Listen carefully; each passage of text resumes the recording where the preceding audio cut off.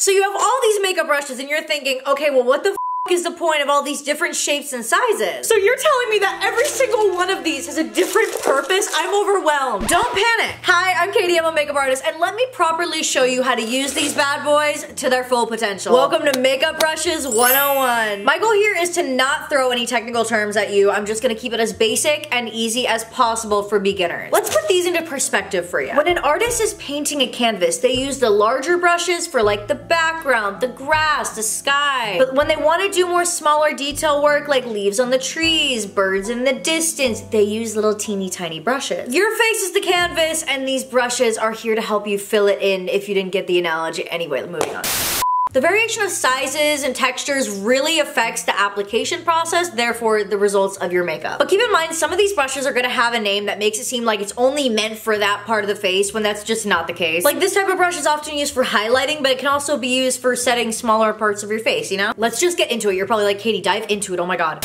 Starting off with our face brushes that we'll traditionally be using for like liquids or cream. The classic foundation brush. To be honest, this thing is so old school. I feel like this is aged out because this type of foundation brush only allows you to swipe on your makeup and that's just not the vibe. I mostly only use this for applying skin prep if I don't feel like using my hands. We got our dense foundation brush. This is nice because it has such a large surface area that really helps you buff and pack in your foundation very nicely. It basically replicates like if you were to use a sponge, but it gives you more coverage. Like you can also pack in powder foundation with this guy. I really enjoy this one from Sigma because it really just bounces off your face. It doesn't feel like you're hitting yourself with a rock. The stipple brush. This is similar to the one that you just saw, but as you can tell, it's not nearly as dense. They have a sort of light and feathery feel. Remember, less dense means less coverage. You can use this for just about anything. Foundation, skincare, blush, bronzer. Now something that we're all mostly familiar with, the sponge. This was such a revolutionary thing in the makeup world because it really gives you that airbrush look when you bounce it up and down on your face. It's best used damp, not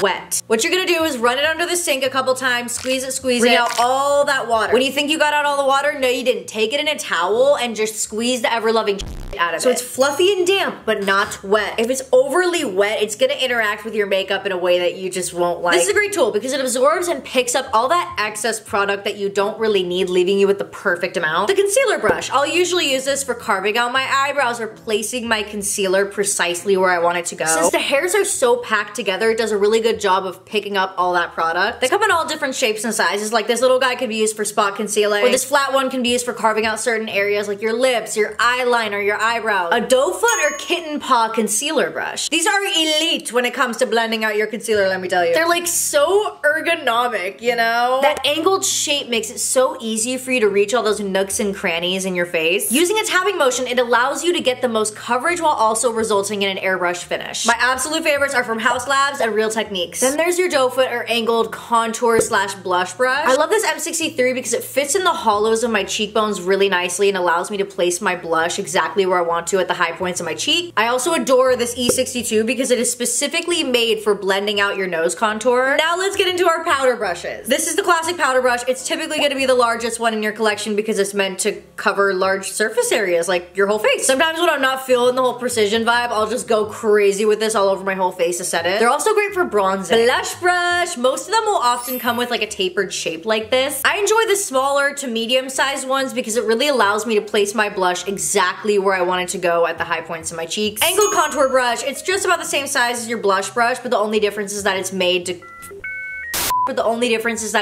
fit the curves of your face. You can also use this for blush if you want. Like, I'm not the fucking police, do whatever you want. These big old fan brushes are not as common anymore. They can be used to swipe away excess powder, bronze, highlight, but like just use other brushes for that, in my opinion. Last, we have our smaller face powder brushes. I love using this right underneath the eye, under the chin, in the nose, because it's really hard to reach those places with the bigger fluffy brush that we saw earlier. And all those spots are so prone to creasing, so like this really makes it easy for you to reach it and get in there. You can also use this for highlighting. I personally use an eyeshadow brush for my highlighting just because it gives me more control. We're on the home stretch, y'all. Eye brushes. I feel like this is the part that gets really overwhelming and confusing because there's so many different shapes and sizes. Starting off with our small flat eyeshadow brush. Since the bristles are so dense and close together, it can pick up more product to pat onto your lid if you want more pigment focused on a specific part of your eye. Right here is your regular schmegular medium eyeshadow brush. I feel like everyone should have this in their collection. She just like gets the job done, you know? She fits in your crease nicely. Can sweep a color all across your lid if you want. It's just a basic necessity when it comes to eye makeup. But if we want something a little smaller to fit in the creases and crevices of your face, I'm so sorry. That got weird for no reason. Or to buff out your bottom lash line, she's your girl. I love this E36 from Sigma because it's just so soft and fluffy yet small. This big guy right here. I think you've caught on by now that the bigger the brush, the more surface area it can cover. So this big fluffy brush is really nice for diffusing all the colors and marrying them all together. A fluffy flat brush. This is nice for focusing your pigments and shimmers across the lid. The less condensed bristles almost allow you to blend the colors as you pat. For with that denser brush that we saw earlier, you don't get that same effect with it. This small dome smudger brush is obviously a shocker, made for smudging things out. Things like creams or shadows. It also comes in a more flat shape. I also like to use it for precision highlighting. The classic angled brush often comes with a spoolie on the other side because it's traditionally used for filling in your eyebrows or even do eyeliner. Speaking of eyeliner, there's a lot of options when it comes to what brush you want to pick. There's thin straight ones for max precision, thin angled ones, super thin ones. I know it's a lot. And with eyeliner brushes comes learning eyeliner, and that's a whole other tutorial in and of itself. Last but not least, we got your lip brush. This shape is terrific for tracing the outline of your lips to get that crisp shape that you're looking for to finish off your look. I know that was a lot of information to take in, but I hope that helps someone out there. It looks intimidating, but I swear it's not. Be sure to subscribe for more videos, and again, let me know what type of Makeup 101 videos you'd like to see from me next.